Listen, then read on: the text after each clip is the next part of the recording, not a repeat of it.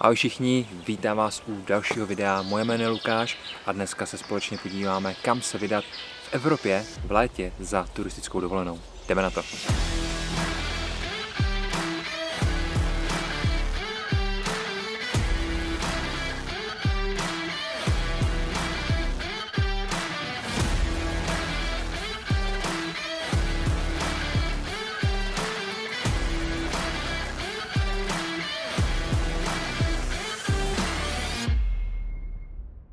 Tohle video samozřejmě vzniklo na základě videa z minulého roku, jelikož jsme si povídali o mojí dovolený v Neukirchnu, vlastně ve Vysokých Taurách v Rakousku.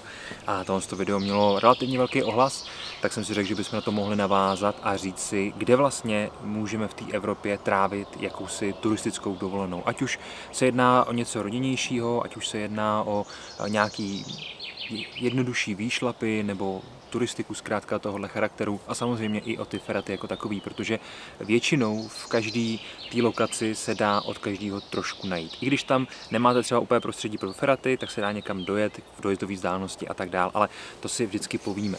Nicméně, na co se vlastně zaměříme? Nebudeme si povídat vždycky o celé té zemi, protože to bychom mohli každý zemi věnovat celý video, který by mělo nejspíš hodinu, 2, 3, mělo by několik částí a rozebírali bychom jednotlivé lokace, jednotlivá místa v té zemi, kde vlastně můžete podnikat tyhle turistické záležitosti. My si vždycky vybereme jednu zemi, tam si vybereme jednu konkrétní oblast a na tu se zaměříme. Řekneme si, kde tam zůstat a řekneme si, jak je to daleko a řekneme si, co tam můžeme najít. Samozřejmě nebude to úplně dopodrobna, bude to spíš takový, abyste věděli o tyhle lokaci, abyste se na to mohli podívat. Pokud byste chtěli něco podrobnějšího, samozřejmě není problém to zpracovat, napište mi to dolů do komentářů a já se tomu budu rád věnovat.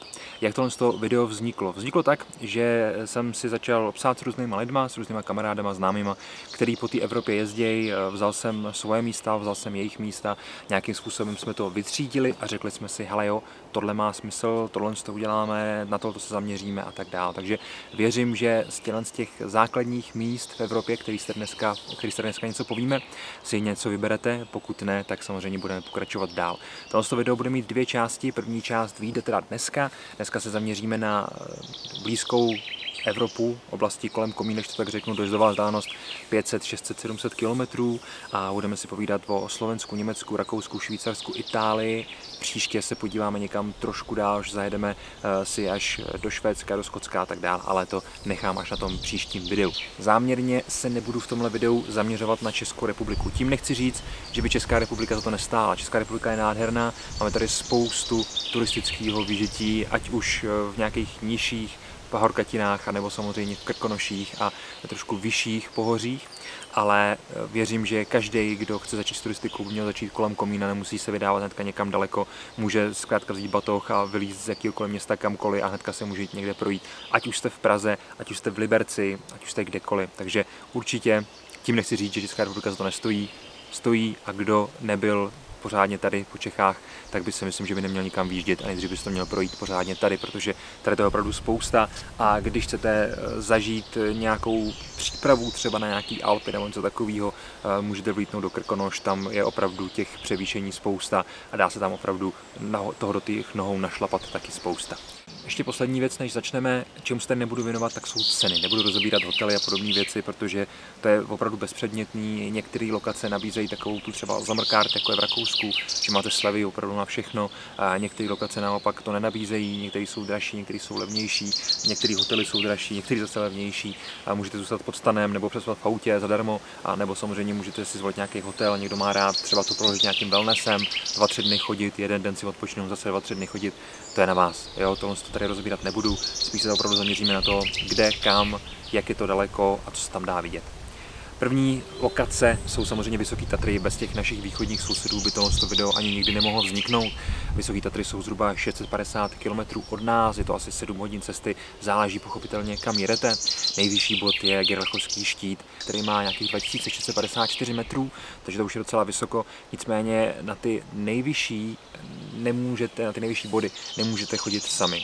Můžete to zkusit, je to nebezpečný, zaplatíte docela tučnou pokutu, pokud vás tam chytějí, ale se všema, nebo na všechny tyhle vrcholy je potřeba si najmout nebo zaplatit horského vůdce, pak se chodí po skupinkách, ten výstup samozřejmě není úplně nijak náročný, ale je potřeba tam jít s někým, kdo to prostředí zná a kdo ví, jak má reagovat na určitý segmenty a určitý parametry. Takže ne na všechny tyhle vrcholy se dostanete sami, ty nejvyšší jsou v tomhle případě teda udělaný s tím horským vůdcem, ale je tam spousta dalších nad 2,5 tisíce nebo kolem 2,5 tisíc, který můžete navštívit sami, jako jsou například rysy nebo podobný. Je tam samozřejmě spousta jezer, je tam například Štrbské pleso, kde je i nádherný hotel, tam můžete přímo zůstat a buď to můžete udělat tak, že budete podnikat výpady do různých lokací, takže budete na jednom místě stacionárně a každý den půjdete někam jinam, nebo se to dá udělat tak, že zkrátka si řeknete, OK, tak teďka budeme 3 dny na tady té chatě, pak přijdeme sem na tenhle penzion, pak na tenhle hotel, takhle a můžete vlastně to projít úplně kompletně celý. Na to existují samozřejmě návody, klidně vám tady něco zpracuju, jenom mi to napište dolů, že by vás to zajímalo, ale je to opravdu o tom, že buď to můžete být stacionární a chodit po tom okolí, anebo si můžete takhle to rozkouskovat a zůstat pár dní tady, pár dní tam a projít to opravdu co nejvíc. Kromě rysů se můžete vydat třeba i na Kryván, je tam spousta jezer, spousta turistického vyžití, pochopitelně i různých rodinných aktivit, ale máme tam i nějaký fraty a takovéhle věci, takže Tatry jsou za mě super, jsou blízko, je to relativně cenově dostupný, zase říkám, nechci to tady rozebírat, ale je potřeba si to říct a samozřejmě není tam žádná jazyková bariéra, jsou to Slováci, kdo koukal na markízu nebo něco podobného, tak ví, že ten jazyk není vůbec složitý. My ještě, který jsme zažili vlastně to, když tady byly všechny televize dohromady a tak dál, tak pro nás slovenština není problém, pro tu novou generaci může být, ale vůbec se toho nebojte, prostě jim rozumíte, je to úplně v pohodě. Mimochodem, ty Tatry tak patří vlastně pod Karpaty, je to kompletní systém Karpat, takže to, aby si nikdo nemyslel, už jsem párkrát slyšel, že to patří k Alpám, fakt ne, jsou to Karpaty. Další lokací v tomto případě bude Rakousko, jelikož to je moje taková velice oblíbená lokace. Mám tam moc rád ty lidi, mám moc rád tu přírodu, je to úplně něco jiného. O Krkonoších se říká, že to je takový subalpinský prostředí. Je pravda, že když jste v Krkonoších, tak můžete vidět určitý podobnosti třeba s těma Alpama, nicméně pochopitelně ty Alpy jsou úplně jiný.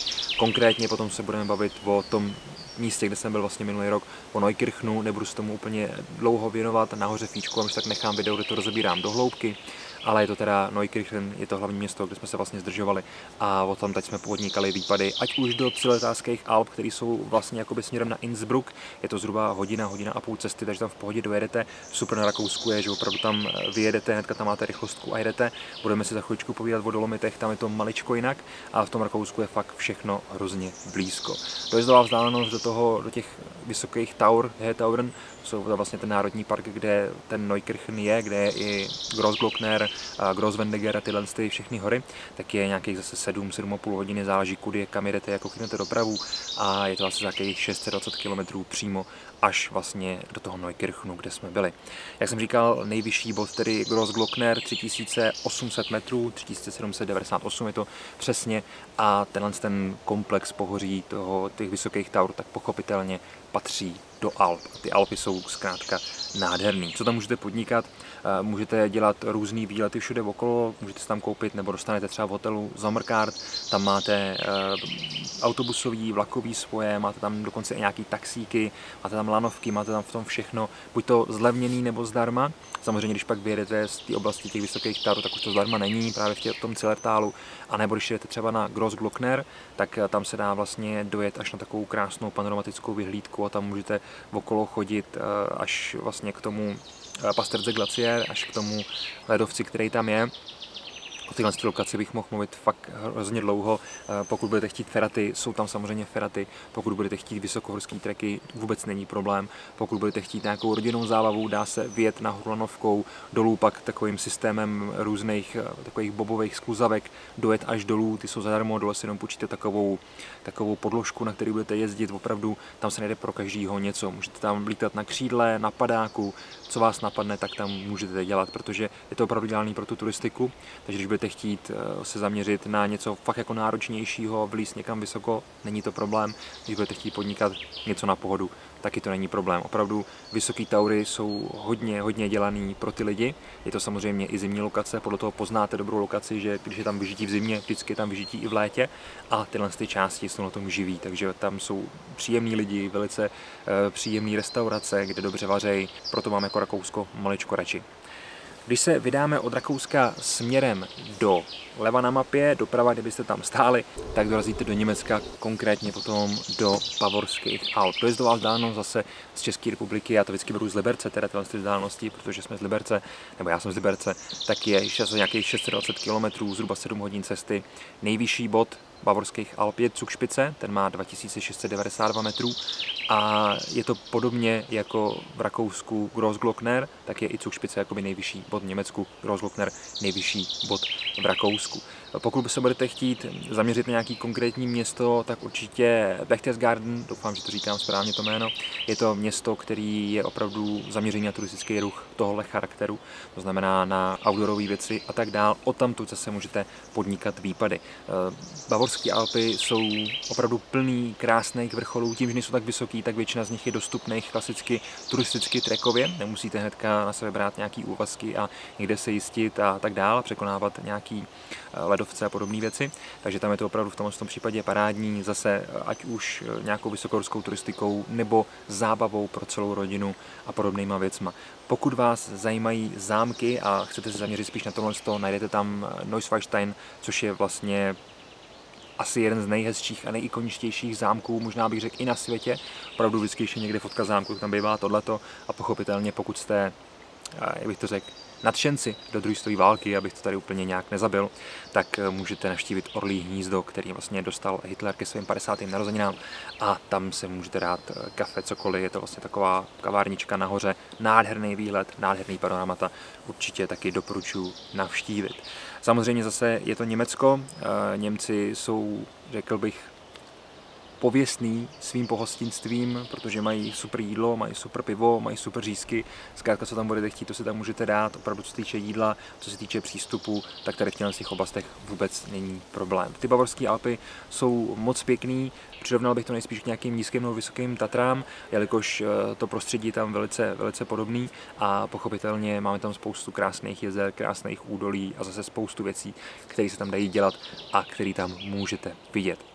Následuje lokace, která za mě je takovým důvodem, proč se chystám příští rok do Itálie, to jsou samozřejmě Dolomity. Kdo chce do Itálie a kdo chce zažít opravdu něco úplně jiného, měl by se určitě vydat do Dolomitu. Máme tady maličko delší dojezdovou vzdálenost, je to nějakých 9,5 hodiny, zhruba 830 km, záleží kam přesně pojedete. Nejvyšší bod je potom Marmoláda 3244 metrů. Nicméně, ty Dolomity sice patří do Alp, ale je to úplně něco jiného. Zatímco Alpy jsou spíš opravdu takový horský hřebeny, kde máte masiv třeba Eiger nebo masiv Großglockner nebo něco takového a opravdu jsou velký komplexní hřebeny se spoustou různých vrcholků, tak ty Dolomity jsou spíš takový centralizovaný uskupení, který opravdu najednou se vytyčí skrz nějakou část a zase okolo je potom plocha. Takže hrozně zajímavý, dávám sem samozřejmě nějaký záběry, abyste viděli, o čem vlastně mluvím, nicméně je to opravdu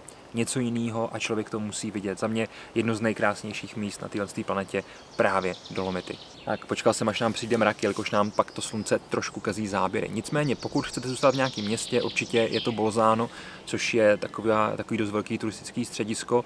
Pokud nějaký menší vesničky blíž k těm vrcholkům, tak je to třeba Cortina di Ampezzo, můžu ještě takhle nechat tu ruku, aby to znělo italsky, takže Cortina di Ampezzo, a nebo je to Ortisei, což je zase takový menší město, kde je spousta hotýlků, kde můžete zůstat a pak zase podnikat, jak jsem říkal, nějaký ty cílený výpady.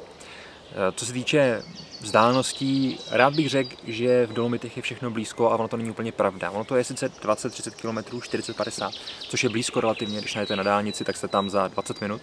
Ale co je problém, tak, nebo není to problém, ale je tam spousta těch horských cestiček, různých serpentín a překonáváte různý převýšení nahoru dolů, takže kamkoliv jedete, tak vždycky jedete hodinu.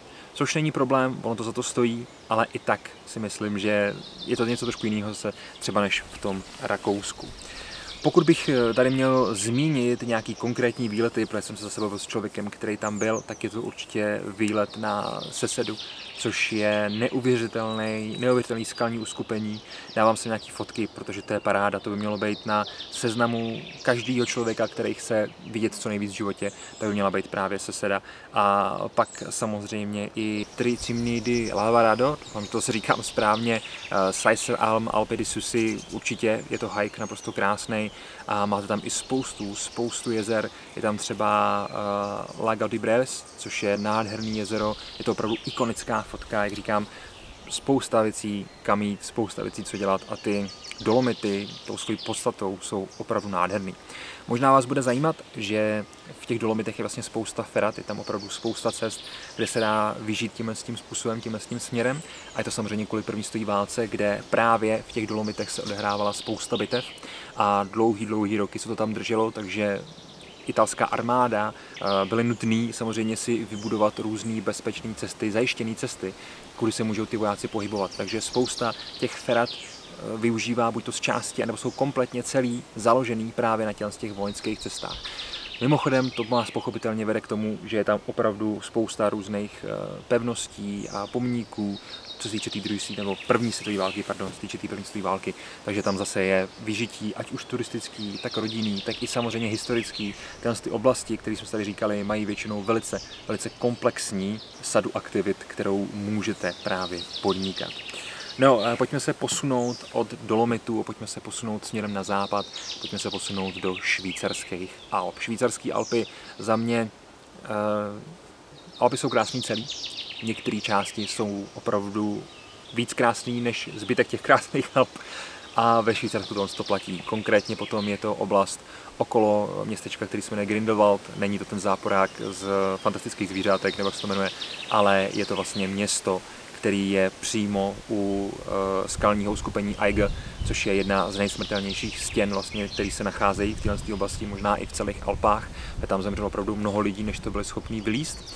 A dojezdová vzdálenost je tady trošku delší, je to nějakých 936 km, zhruba 10,5 hodiny cesty a nejvyšší boty tady potom Fisterraton, což doufám, že to řekl správně, jsou šílený názvy a je to vlastně 4274 metrů nad mořem, což je zase o trošku výš, že to vlastně nejvíc, co jsme tady měli, pod tím už byl jenom Grossglockner se nějaký necelýma 4 000 metrů. Co se týče Švýcarska, v oblasti právě okolo toho Grindelwaldu, což jsou vlastně Bernské Alpy, tak máme spoustu vlakové infrastruktury. Takže tam opravdu můžete vyžít s vlakama jezdit, nemusíte vůbec tahat auto a můžete si spolehnout jenom na tohleto, což je naprosto super, můžete dojet opravdu kam budete chtít, což je oproti třeba jiným lokacím opravdu velká výhoda. Ty Švýcaři se na tohle hodně zaměřují. Mimochodem ten Grindelwald, to město, tak je přímo u toho Eigeru, takže ty záběry z toho jsou naprosto nádherný. A samozřejmě, jak říkám, to Švýcarsko je, co se týče těch Alp, opravdu velice povedený, opravdu velice krásný.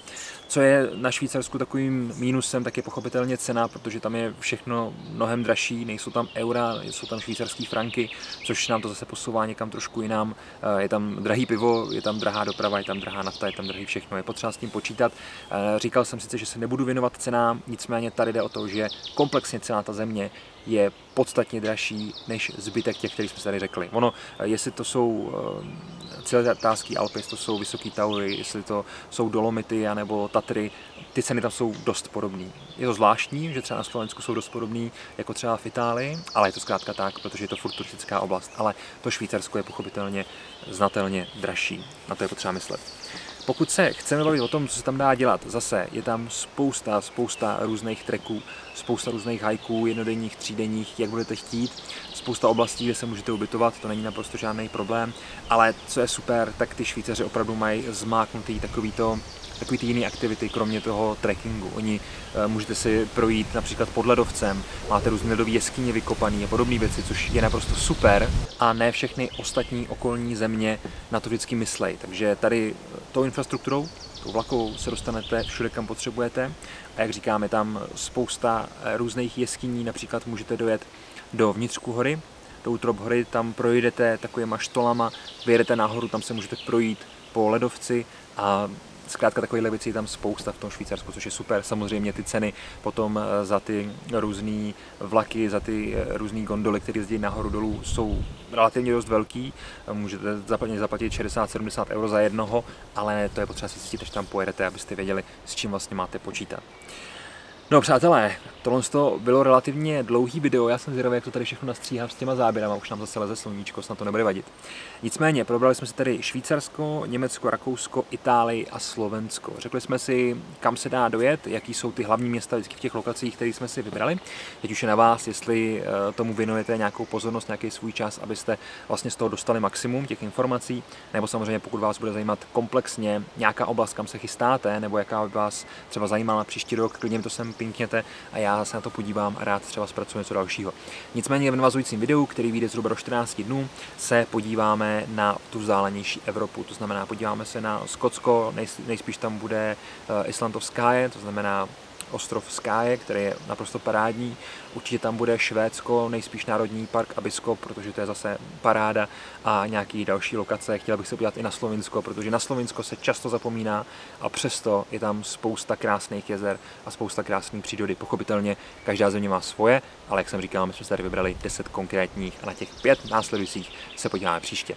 Přátelé, já vám moc děkuji za vaši pozornost, doufám, že jste to tady se mnou vydrželi, dal jsem vám vždycky nějaký základní informace, nějaký základní záběry, abyste se dokázali představit, a já se na vás potěším někdy příště u dalšího videa. Takže tam neseďte jenom tak za tím počítačem, vyražte někam ven, protože venku je krásně, vyčíte si hlavu, uděláte něco pro sebe a to je to, na čem záleží. No a třeba se taky někdy potkáme. Mějte se krásně a někdy příště. Ahoj.